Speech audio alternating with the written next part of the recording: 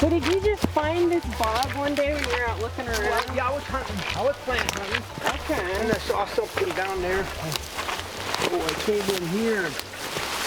Yeah.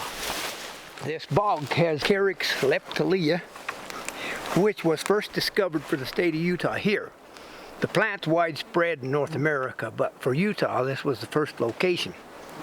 Since then, we found some more, and there's a few other plants that grow here that are not common elsewhere, but found in the bog. And we're standing on this sphagnum moss is not really a common thing in the Uinta Mountains, and there are, I don't know how many, 3 or 4, maybe 5 species of sphagnum in this bog.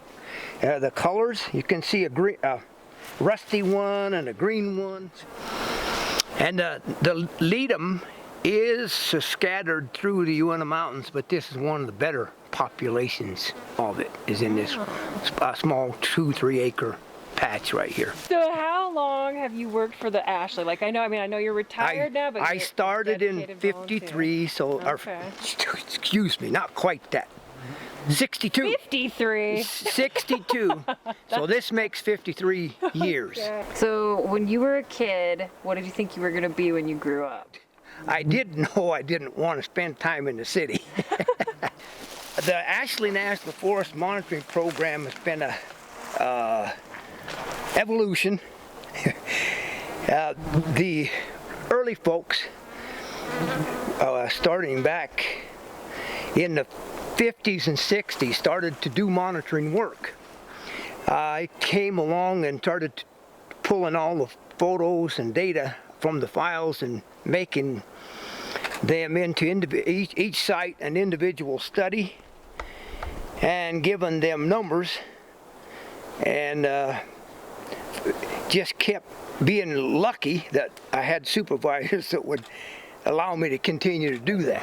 One of the lessons that I think I've learned is the value of that repeat, going back to those same sites and repeating them. How long does it take sagebrush to come back?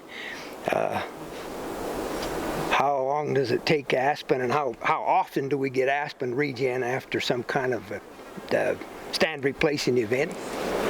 Okay, so I've heard it said that you have said that every day coming to work at the Forest Service is like Christmas morning. Is that true? That needs a little tempering, because what I said was that's the botany end of it, because every day is strewn with new packages, new plants. So the Forest Service has been Santa Claus. Oh yeah.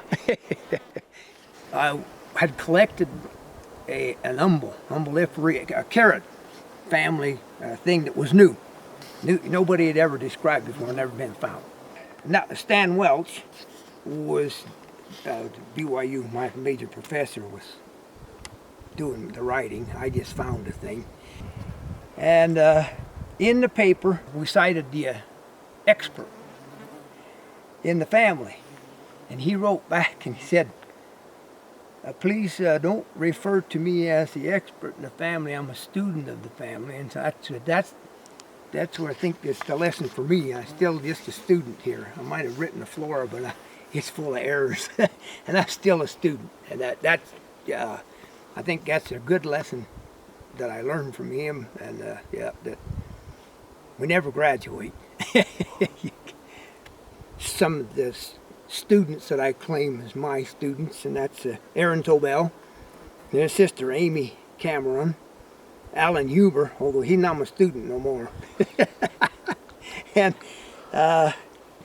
Laura Kitchen currently. It's in her blood. She's going to be a good monitor and a botanist. Yeah, I can tell. And Gary Brown. Gary Brown did a thesis was the alpine classification of alpine plant communities. And I think that was a real, I was so happy when that was done, because if that hadn't been done, I would have died with kind of an empty spot. We'd had all that data and it would have just kind of been hidden. Do any of your kids do botany? No. No? No. They all found their own path away from it. No, I didn't pass it on. during the Desert Storm, you know, Schwarzkopf, General Schwarzkopf made a statement. It's 1 in 1,000 that fit in the military. And it's 1 in 10,000 that fit in this plant collecting and, you know, study stuff. And so we're really happy when Laura Kitchen comes along, because they're not my kids.